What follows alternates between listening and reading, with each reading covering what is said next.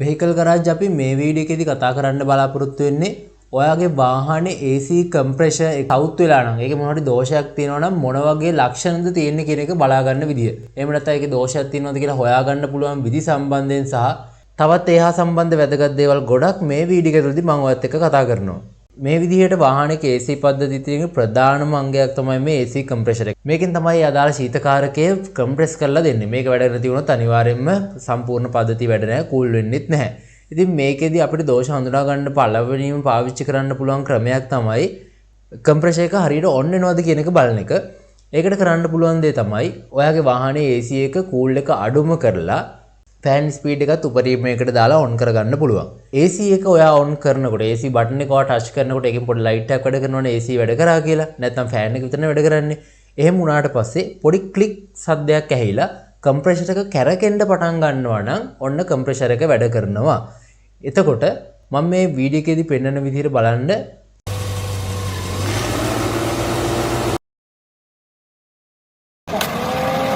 සාමාන්‍ය වෙලාවටත් මේකේ තියෙන වටේ පුලිය කැරකිලා තමයි තියෙන්නේ. හැබැයි මේක ඔන් කරාට පස්සේ මේකේ තියෙන මැද කොටසත් ටක් ගාලා කැරකෙන්න පටන් ගන්නවා. ඒ කියන්නේ ඔන්න කම්ප්‍රෙෂර් එක කැරකෙන්න පටන් ගන්නවා කියලා. මේක ක්ලච් එකක් කරා තමයි සිද්ධ වෙන්නේ. එතකොට සාමාන්‍ය වෙලාවට කැරකෙන තියෙනවා ඔන් කරනකොට මේකත් එක්කම කැරකෙන්න ඒ ක්ලච් එක එන්ගේජ් වෙනවා. සමහරවිට මේක හරියට වැඩ කරන්නේ නැත්නම් ක්ලච් එකේ ප්‍රශ්නයක් වෙන්නත් පුළුවන්. කොහොමත් ඉතින් ඒකත් අදාළ වෙන්නේ කම්ප්‍රෙෂර් එකේ දෝෂයක් පැත්තට තමයි. සමහරවිට ඒක වෙනම රිපෙයාර් කරගන්න පුළුවන්.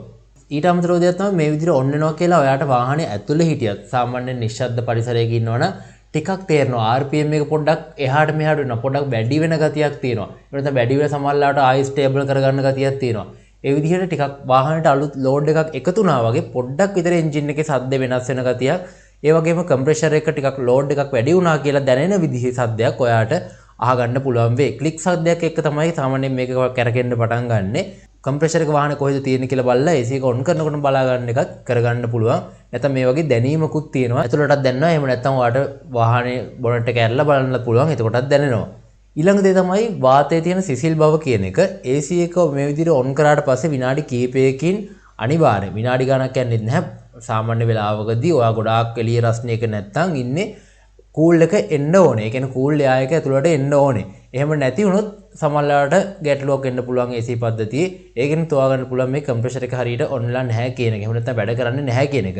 ඒ වගේම තමයි AC එක ටිකක් වෙලා යනවා නම් ඔයාගේ කැබින් එක කූල් වෙන්න. එහෙම නැත්නම් කූල් එයා එකෙන් ටිකක් වෙලා යනවා නම් එතනදිත් හොයා ගන්න පුළුවන් මේ AC කම්ප්‍රෙෂර් එක හරියට ප්‍රෙෂර් එක ජෙනරේට් වෙන්නේ නැහැ. ඒ වගේම මේ අදාළ සීතකාරක වායුව හරියට වැඩ කරන්නේ නැහැ ඒක තුල කියන එක. ඊළඟ දේ තමයි සාමාන්‍ය වාහනයක AC පද්ධතිය තියෙනවා low pressure line එක සහ high pressure line එකක්. ඉතින් මේ විදිහට ඇලුමිනියම් පයිප් ඔයා දැකලා තියෙනවනේ. ඒක ඔයාට ස්පර්ශ කරලත් මේ වැඩේ කරගන්න පුළුවන්. සාමාන්‍යයෙන් මේ ඇලුමිනියම් පයිප් දෙකක් තියෙන. එකක් සිහින් අනිත් එක ටිකක් ඝනකම්. මේක ස්පර්ශ කරලා බලන්න පුළුවන්. ඝන පයිප්පේ අධික සීතලක් AC එක ඔන් කරාට පස්සේ තියෙනවා. සිහින් පයිප්පේ සාමාන්‍ය උණුසුමක් තමයි තියෙන්නේ. ඒ කියන්නේ අච්චර සීතල නැහැ. සාමාන්‍ය උණුසුමක් තියෙනවා ඒකේ. ඒ කියන්නේ කම්ප්‍රෙෂර් එක වැඩ කරනවා කියන එක. සාමාන්‍ය low pressure line එකේ තමයි icy ගතිය එහෙම නැත්නම් වතුර බැඳෙනවා වගේ සීතල ගතියක් දැනෙන්නේ. high pressure line එකේ සාමාන්‍යයෙන් පොඩි රස්නියක් දැනෙන්නේ. ඒක ගහලා තියෙන line එකේම ඔයාට ඒක අඳුනා ගන්න පුළුවන්. AC එක ඔන් කරාට පස්සෙත් මේ lines දෙකම ගොඩක් වෙලාවට කාම්බර උෂ්ණත්වය එහෙම නැත්නම් සාමාන්‍ය උෂ්ණත්වයේ තියෙනවා නම් ඔයාගේ සමහරවිට තියෙන ශීතකාරක වායුව එහෙම නැත්නම් ගෑස් එක අඩු වෙලා වෙන්නත් පුළුවන්. සමහරවිට කම්ප්‍රෙෂර් එකේ සමහර දෝෂ තියෙන නිසාත් මේ වගේ වැඩක් වෙන්න පුළුවන් ප්‍රෙෂර් එක ටිකක් මදි වෙන හින්දා. ඊළඟ විදිය තමයි ඔයාලට හොයාගන්න පුළුවන් මේකේ ෆිසිකල් ඩැමේජ් එකක් තියෙනවද කියලා බලන්න එක. එහෙම නැත්නම් ලීක් එකක් තියෙනවද කියලා බලන එක. ගොඩක් වෙලාවට මේවා කහ පාට ටිකක් කොළ පාට හුරු එකක් තමයි ඔය සීතකාරක වායුව. එහෙම නැත්නම් ඕකේ තියෙන ගෑස් එකේ පාට තියෙන්නේ. ඔයා කම්ප්‍රෙසර් එක වටේ පොඩ ටෝච් එකක් ගහලා බලන්න. සමහරවිට පේනවා අඩුයි. මේකට වෙනම ටෝච් එකක් තියෙනවා. ඒක ගහලා බලපුවහම ටිකක් හොඳට පේනවා. බලන්න ඔයිල් ලීක් එකක් ඒක වටේ තියෙනවද කියලා. එතනිනුත් ඔයාට හොයා ගන්න පුළුවන් කම්ප්‍රෙෂර් එකේ මොන හරි දෝෂයක් තියෙනවා. ඔයිල් ලීක් වෙන එක එච්චර හොඳ දෙයක් නෙවෙයි.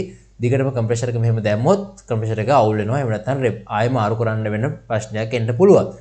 ඒ විදිහට ඩැමේජ් හෝල් ලීක් මොන හරි තියෙනවද කියලා එතනින් බලා ගන්න පුළුවන්. ඊළඟට තමයි AC හදන තැනකට ගිහිල්ලා මෙන්න මේ විදිහේ AC ගේජ් එකක් පාවිච්චි කරනවා. ඒගොල්ලෝ හරියට ප්‍රෙෂර් වෙනවද කම්ප්‍රෙෂර් එක ඔන් වෙනවද කියලා බලා ගන්න. ඒක හරහත් ඔයාට ඉක්මනින් මේ සාමාන්‍යයෙන් නිකන් කරගන්න පුළුවන්. මුදල් අය වෙන්නේ නැහැ. ඒ ඉන්ස්පෙක්ෂන් එකෙන් ඔයාලට බලලා කියයි කම්ප්‍රෙෂර් එකේ මොනවා හරි අවුලක් තියෙනවද නැද්ද කියන එක. ඉතින් මම මුලින්ම කිව්ව විදිහේ ක්ලච් එක ඔන් වෙලා කම්ප්‍රෙෂර් එක ඔන් වෙන්නේ නැත්තම් ෆියුස් සහ රිලේ සම්බන්ධ ගැටලු සමහර වෙලාවට වෙන්නත් පුළුවන්. ඔයාගේ ෆියුස් බොක්ස් එක පොඩ්ඩක් බලලා වාහනේ කොහෙද තියෙන්නේ කියලා AC කම්ප්‍රෙසර් එකට අදාළ එක පොඩ්ඩක් බලන්න. ඒ අදාළ රිලේස් තියෙනවා නම් ඒවත් බලන්න. ගොඩක් වෙලාවට ඒ ෆියුස් ඒවා පිච්චිලා තිබ්බත් මේ මැග්නටික් ක්ලච් එක එන්ගේජ් වෙලා හරියට කම්ප්‍රෙෂර් එක කැරකෙන්නේ නැති වෙන්න පුළුවන්. ඒ වගේම අවුල් රිලේ එකක් තියෙන එක, ප්‍රෙෂර් ස්විච් එක පොඩ්ඩක් අවුල් වෙන එක, ඊට පස්සේ කැපැසිටි එකේ පොඩි අවුල් දෝෂ තියෙනවා නමුත් මේ වැඩේ වෙනවා. සමහරවිට ඔයාගේ ෆියුස් එක නිතරම යනවා AC එක ඔන් කරපු ගමන්. එතනදිත් සමහරවිට කම්ප්‍රෙෂර් එක පැත්තේ පොඩි දෝෂ තියෙන්න පුළුවන්. ඒක නිසා තමයි සක් ගාලා ෆියුස් යන්නේ.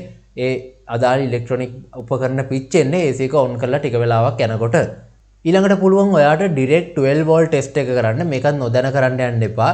හදිසියෙවත් මේ කම්ප්‍රෙෂර් එක එන්ගේජ් වෙලා කැරකෙන්නේ නැත්නම් ඔන් වෙන්නේ නැහැ වගේ පේනවනම් සමහරවිට මේකේ කොයිල් එක අවුල් වෙලා යන්නත් පුළුවන්. ඒක නිසා ඔයාට බයිපාස් ක්‍රමයකට දීලා වයරින් එකක් දීලා ඔයාට ඩිරෙක්ට් 12 වෝල්ට් පවර් එක බැටරි එක හරහා කම්ප්‍රෙෂර් ක්ලච් එකට දීලා බලන්න පුළුවන්. එතකොට ඒකේ ක්ලික් සද්දයක් ඇවිල්ලා මේව වෙනවා නම් කම්ප්‍රෙෂර් එක අවුලක් නැහැ. එතකොට ඔයාට තේරුම් ගන්න පුළුවන් කාර් එකේ වයරින් හරි සෙන්සර්ස් වල හරි මොනවා හරි දෝෂයක් තමයි තියෙන්නේ කියලා. ඊළඟ ප්‍රධාන දේ තමයි කම්ප්‍රෙෂර් එක ඔන් කරනකොට එහෙම නැත්නම් AC ඔන් කරනකොට මොනවා හරි අනවශ්‍ය ශබ්දයක් එනවා නම් අනවශ්‍ය ශබ්ද කීපයක් තියෙනවා. මම ඔයාලට උදාහරණ දාන්නම්. එතකොට ඒ වගේ දේවල් එනවා නම් ගොඩාක් වෙලාවට ඔන්න කම්ප්‍රෙෂර් එකේ පැත්තේ දෝෂයක් එන්න තියෙන්නේ. එහෙම නැත්නම් දෝෂයක් ඇවිල්ලා තියෙන්න වෙන්න පුළුවන්.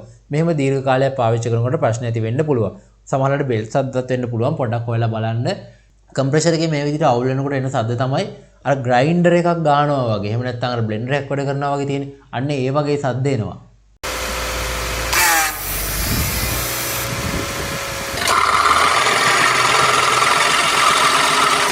ඊට අමතරව බැංගින් වගේ සද්ද, රැට්ලින් වගේ සද්ද. මම මේවට ඉංග්‍රීසි වචන කියන්නේ. ඔයාලට ඉන්ටර්නෙට් එකේ හරි බලා ගන්න පුළුවන්. ඊට අමතරව ක්ලිකින් සවුන්ඩ් එකක් ඔන් කරාට පස්සේ දිගින් දිගටම එනවා නම් ඊට අමතරව හෙලිකොප්ටර් එකක් වගේ සද්දයක් එනවා. ටක් ටක් ගාලා නිකන් යකඩ වදිනවා වගේ සද්දයක් එන්න පුළුවන්. සමහරවිට කම්ප්‍රෙෂර් එකේ බෙයාරින් ගෙවිලා ඒවා මාරු කරන්න වෙන්නත් පුළුවන්. මේ විදිහට හෙලිකොප්ටර් වගේ සද්ද එන්නේ හේතුවත් ස්ක්වීලින් සද්ද වගේ සද්දත් එන්න පුළුවන්. ඊට අමතරව තව දෙයක් තමයි ඔයාගේ කම්ප්‍රෙෂර් එක ඒ විදිහට ඔන් වෙලා ටික වෙලාවකින් ආයෙ ඕෆ් වෙනවා. එකපාරටම නිකන් කූල් එක හරියට වෙන්නේ නැතුව සාමාන්‍යයෙන් ඔන් ඕෆ් වෙන්න ඕන එක. නමුත් හරියට කූල් එක වෙන්නේ නැතුව එකපාරටම ඔන් වෙලා ඊට පස්සේ ඕෆ් වෙලා ආයෙ ඔන් වෙන්නෙම නැත්තම් එහෙම ඔන් වෙන්නේ නැතුවම දිගටම තියනවා නම් කූල් එකත් ආපහු වෙන්නේ නැත්තම් එහෙම සමහරවිට ඔයාගේ තියෙන ගෑස් එක අඩු වෙලා වෙන්න පුළුවන්. ගෑස් එක අඩු වෙනකොට AC කම්ප්‍රෙෂර් එක ඔටෝමැටිකලිම වැඩ කරන්නේ නැති වෙන්න. ඕෆ් වෙන්න ගොඩක් වාහනවල සිස්ටම් එකක් තියෙනවා. ඒ කියන්නේ ගෑස් අඩු මට්ටමේ තිබ්බොත් ඒක කරන්නේ නැහැ. මොකද එහෙම දිව්වොත් එහෙම කම්ප්‍රෙෂර් එක ඉක්මනින් සවුත් වෙන හින්දා. ඉතින් මෙන්න මේ දේවල් තමයි ඔයාගේ AC කම්ප්‍රෙෂර් එක අවුල්ද කියලා බලා ගන්න පුළුවන් වෙන ලක්ෂණ ටික විදියට ගන්නෙ. මේ කම්ප්‍රෙෂර් වල මොනවා හරි දෝෂයක් දැන්නොත් එහෙම අනිවාර්යෙන් ඉක්මනට රිපෙයාර් කරගන්න. ටික කාලයක් දුවනකොට සමහරවිට රිපෙයාර් කරලා ගොඩ දා ගන්න තියෙන ඒවත් කම්ප්‍රෙෂර් එක මාරු කරන තත්ත්වෙට එන්න පුළුවන්. ඔයාගේ වාහනේ AC එකේ තියෙන තවත් වෙන හෝ දේශයක් හින්දා හෝ AC එකේ කූල් එක එන්නේ නැතුව ගොඩාක් කාලයක් AC ඔන් කරලා දුවන්න යන්න එපා. කූල් එක එන්නේ නැතුව තියදීත් ඔන් කර දුවන්න යන්න එපා. ඒකේ කම්ප්‍රෙෂර් එකට අනිවාර්යයෙන්ම හානි වීම ඉඩ කඩක් තියෙනවා. ඉතින් මේ දේවල් තමයි මේ වීඩියෝ එකෙන් කතා කරන්න බලාපොරොත්තු වෙන්නේ. මේ වගේ වාහන ගැන දැනුම ඊට අමතරව සියලුම වාහන සම්බන්ධ වීඩියෝස් එකම channel එකකින් බලා ගන්න කැමති නම් අපේ channel එක subscribe කරලා එකතු වෙන්න කියලා මතක් කරනවා.